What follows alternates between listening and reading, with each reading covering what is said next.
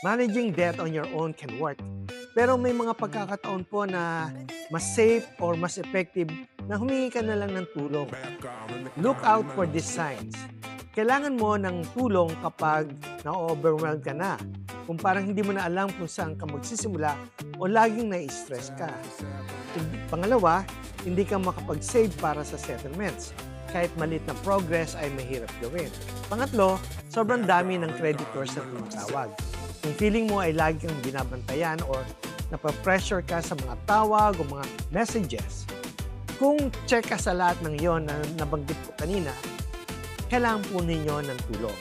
Humanap po kayo ng isang kumpanya na makakatulong sa inyo. Remember, walang nakakahiya sa paghingi ng tulong. Sometimes, having support makes the journey easier and helps you stay on track. Tumawag or mag-PM po kayo sa amin para sa free no obligation consultation.